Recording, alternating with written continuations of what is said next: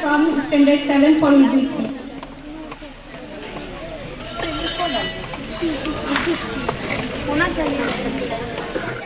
Alhamdulillah Rabbil Alameen wassalatu wassalamu ala rasulihil kareem amma ba'd.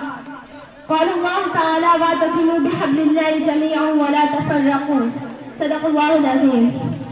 علی وقار صدر محترم حکم صاحبان عزیز ساتھیوں و حاضرین جلسہ السلام علیکم ورحمۃ اللہ وبرکاتہ. سامعین کرام، آج کی وقت میں میرا موضوع سخن ہے اتحاد ملت کیوں اور کیسے. حضرات، میں اپنی بات کی ابتدا شعر سے کرتی ہوں کہ ایک ہو جائے تو بن سکتے ہیں خورشید مبین، ایک ہو جائے تو بن سکتے ہیں خورشید مبین، ورنہ ان بکھرے ہوئے تاروں سے کیا پاس پڑے. حضرات، جب ہم عرب سے لے کر عجم تک، مشرق سے لے کر مغرب تک، شمال سے لے کر جنوب تک کل ارض پر بسنے والی قوموں پر نظر ڈالتے ہیں تو ہمیں سب سے زیادہ مسائل میں گھری ہوئی ظلم و ستم کا شکار، بے وقت و غیر محفوظ، لاوارث، بے یار و مددگار امت مسلمہ نظر آتی ہے. وہ امت جو کبھی شان و شوکت، عزت و حشمت کی پناہ مالک تھی، آج میدان کا فٹبال بنی ہوئی ہے. وہ امت جس نے دنیا انسانیت کو تہذیب و ثقافت، علم و ادب، حکومت و سیاست کا درس دیا تھا، آج دنیا اسے غیر مہذب، ظالم، دہشت گرد، بنیاد پرست اور غیر صحت و رزق کے تمغے دے رہی ہے. حضرات، یہ ہمارے لیے لمحے فکریہ ہے. کیوں ہم سے ہماری شوکت چھن گئی؟ کیوں ملت تباہی و بربادی کی بارودی سڑک پر کھڑی ہے؟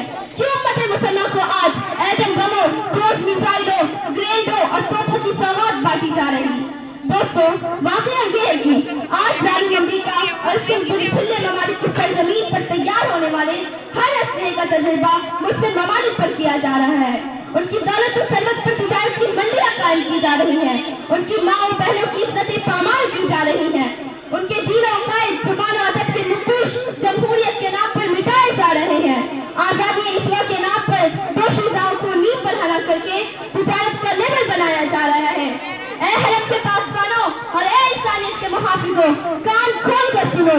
ان سب مسائل کی واحد وجہ یہ ہے کہ امت مسلمہ کا شیرازہ منتشر ہو چکا ہے. عرب سے عجم تک اور مشرق سے لے کر مغرب تک ہم منقسم ہو چکے ہیں.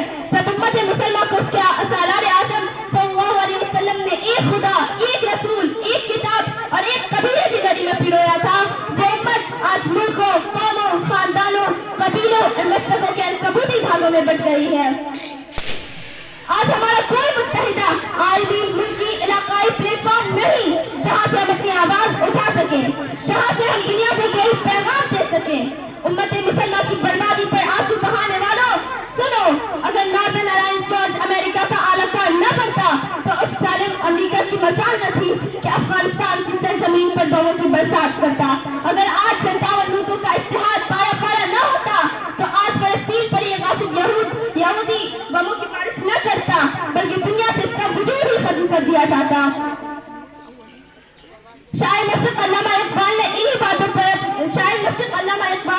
باتوں پر آنسو بہائے تھے.